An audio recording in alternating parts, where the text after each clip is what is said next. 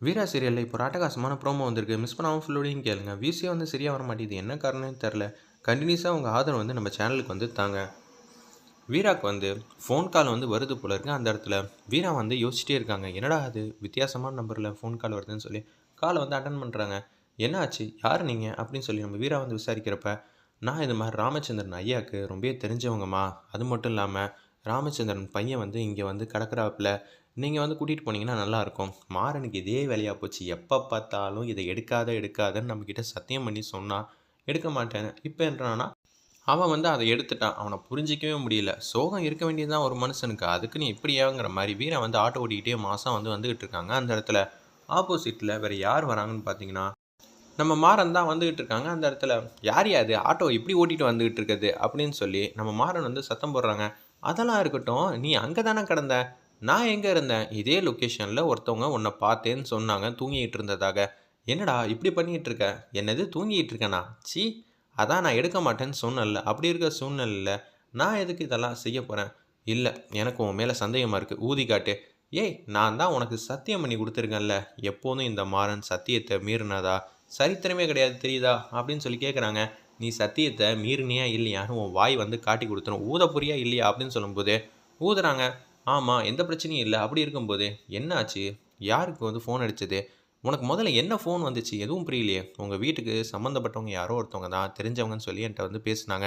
"என்ன பேசுனாங்க?" "யாரோ ஒரு பையன் வந்து ராமச்சந்திரனோட பையன். இது மாரி இங்க தூங்கிட்டு இருக்காங்கன்னு சொன்னாங்க. எப்போதும் வந்து நீ தானே இது மாரி பண்ணிட்டு இருப்ப. அதனால தான்." அப்படின்னு சொல்லும்போது, எந்த லொக்கேஷன சொன்னாங்க? கார்த்தி அது மாரி செய்ய மாட்டான். ராகவனும் செய்ய வாய்ப்பில்ல. அப்படி இருக்க சூழ்நிலையில, யார் உனக்கு தப்பான முறையில ஃபோன் கால் பண்ணாங்களா? பேசும்போதே கவனிச்சியா? அப்படின்னு சொல்லும்போது, இல்ல. அப்படின்னு சொல்லிட்டு இருக்கப்ப, ராகவன் வந்து முனகிட்டு இருக்காப்புல. என்னது ராகவனா? ஏய் ராகவன் அங்க இருக்கான் பாரு அப்படின்னு சொல்லிட்டு குடுகுடுன்னு வந்து இங்க 2 பேரும் வந்து ராகவன வந்து எழுப்புறாங்க.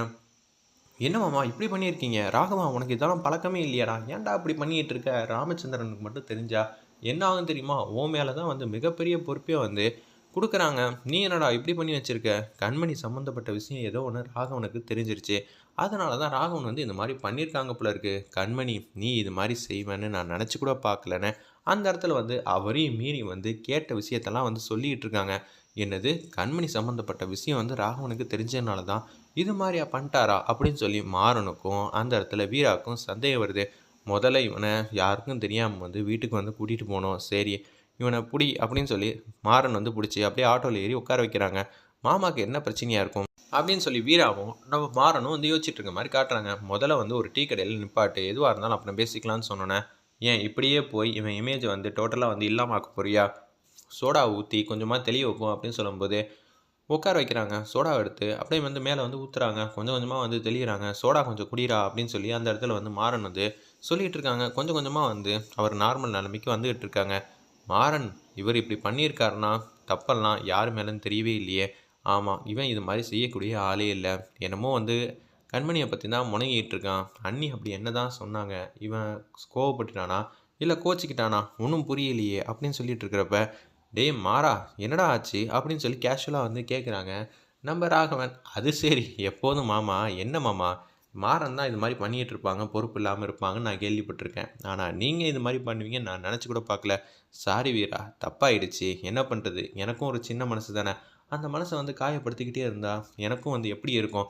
அதனால தான் வந்து நான் வந்து இது மாரி பண்ட்டேன்." "என்னதான் உங்களுக்கு பிரச்சனை?